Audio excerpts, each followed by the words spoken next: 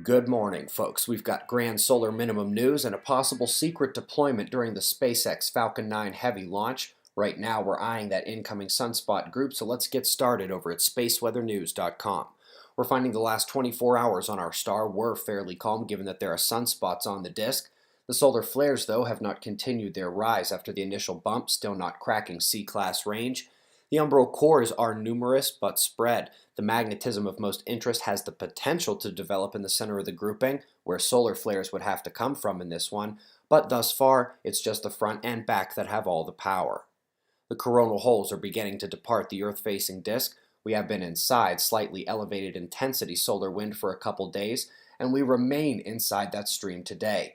But the plasma stream has plateaued without hitting 500 kilometers per second, and Earth's magnetosphere is in calm territory right now. Perhaps, however, you notice that there is a void in the corona on the incoming limb. It's not a circular coronal cavity, this is an open void.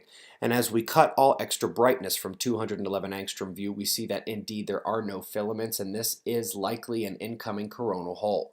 Using stereo A to come from Earth view to around the side, seeing what's incoming, reveals it is an equatorial coronal hole. It will be facing Earth this weekend. Top quake of the last day. Many of you saw in last night's evening show. Deadly one in Taiwan with dozens still trapped in collapsed buildings. Interesting story from Earth's polar region with vast implications for astrobiology. Yesterday we were discussing the sub-ice life potential in the TRAPPIST-1 system, and today we learned that under the ice on Earth, exposed to only 0.02% of the sunlight on the surface, by the way that's 1%, then just 2% of that little 1%, and yet the life is just fine. Splendid. Up next, we've got a half step in the right direction. Solar and climate science come together, and if indeed we get the grand solar minimum expected this century, it would, in their models, begin to result in drops in temperature. This is the first mainstream recognition of that potential, and so in that regard, a positive note. But even they likely underestimate the power of this minimum, as they still focus only on solar irradiance, the electromagnetic radiation, photon light. Cosmic rays and solar energetic particles are still not in this climate model.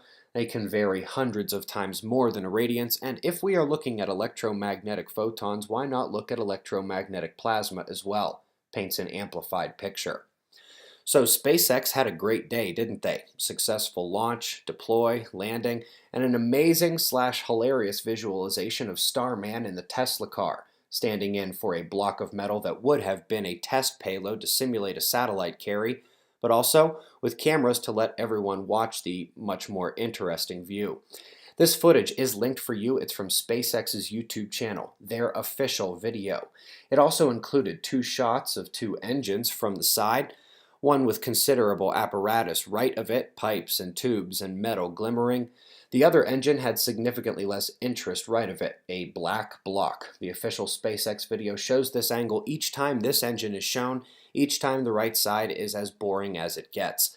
As we go ahead and watch again, focus on the shadow creeping up. In their official video, SpaceX cuts around here near the bottom. They go to another view and come back to this engine as the shadow is departing up.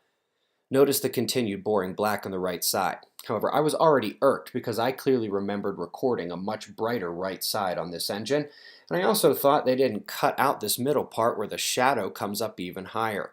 Once more, let's see where the official video cuts off from SpaceX and where it comes back in. Now let's watch what I recorded, the entire missing piece from the original video. Eyes top right. That is not ice or another of those speck particles you can see throughout the video. That is a shell, a casing outside something that was deployed. It popped off during the deployment. And this was much more than an hour into the Starman video, which is well after the deployments were supposed to have ended. And if you look at the reflection you see on the top of the craft, it indicates it wasn't an object passed in space, but one moving at the same relative speed and direction. Even live, they cut right after this, but not soon enough. Unless someone else knows where to get the original live footage, it is gone other than this. Don't know what it is, and if there is a good explanation for the site and the cut footage and the poorer resolution in the official edited video, please let us know. If it was nothing, why cut that footage in the final video, and why is the right side black when we all saw more detail in the live shots? Editing for reduced quality. That's a new one for me. Once again, right now with the app upgrades, we are running at a cost loss over here. So before an upgrade in price, this is me giving you all time to get the app before that happens.